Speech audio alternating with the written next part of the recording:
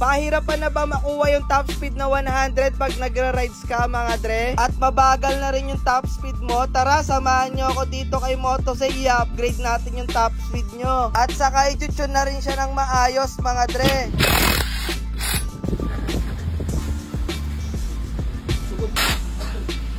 T nga pala yung ipapalagay natin para sumagad pa siya ng malakas. At madagdagan din yung top speed natin. Madadagdagan kasi yung dulo nyo mga dre, lalo na sa mga nagra-ride. At lalong lalo na sa mga nabibitin.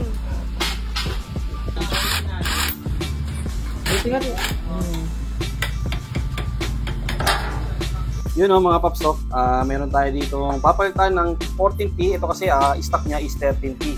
Ito more on gitna at arangkada lang. Kaya papalitan natin siya para dumulo. Papalit tayo ng 14T. Meron tayong tatak dyan na MCRT mga paps. Ilang ngipin yan boss? 14T. Ilang ngipin? Yes, 14 yung ngipin. Yung stock boss? Yung stock 13 lang. Mas gusto niyo paps dumulo, kaya magpapalit tayo ng 14. Kaya sa mga gustong dumulo dyan, 14T lang ang gagamitin natin. Yun nga lang mga paps, kailangan naka-degree kayo at groove. Kung baga may pinapagayan kasi hindi pa bagay ito sa stock na panggilid. Kailangan itono pa rin yung panggilid para tumakbo naman.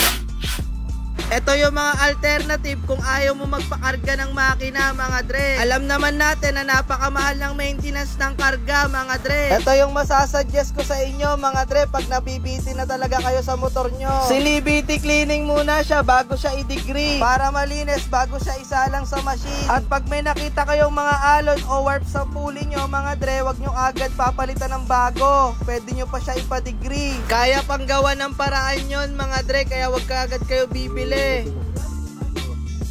Ayan, makikita nyo, napakakinis niya. Nagbuka ulit bago yung pulley niya mga dre. Dito naman tayo sa bell mga dre. Dito naman sa bell, maghahanap kayo hindi matalas gumawa mga dre. Ngayon, testing natin kung malakas siya kumain ng lining. Papadaanan natin basahan.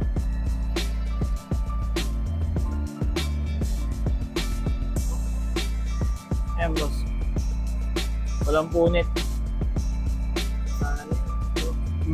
Hindi siya malakas kumain ng lining.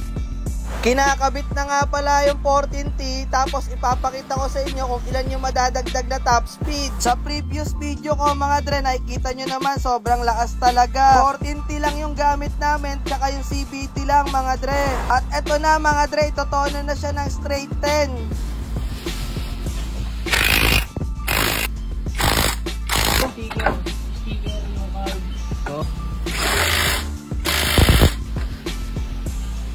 Natin yung motor na tinuna natin, naka 14T. Okay. At yun, ite-testing na yung motor mga dre. Sabi ko mag-helmet siya kasi baka mabash tayo. Konting tono pa, konting adjustment na lang. Mag-combination tayo ng bola, gagawin natin 10, 13 13, apat na Gs. Sasalpak natin siya ngayon. Kasi itong mag-13 tayo, kaya tag-13 tayong dalawa. Kasi magpapakalma tayo sa dulo ng RPM para mas dumulo pa tayo.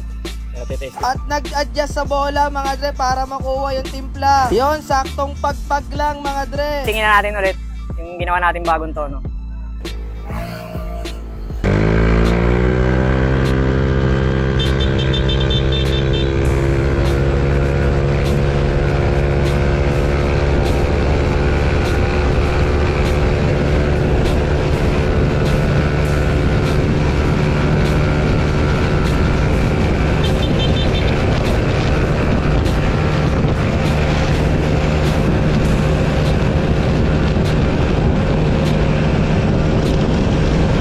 Sa mga nalalayuan, meron tayong online shop na Shopee at TikTok mga dre. Pwede na kayo dito mag-check out.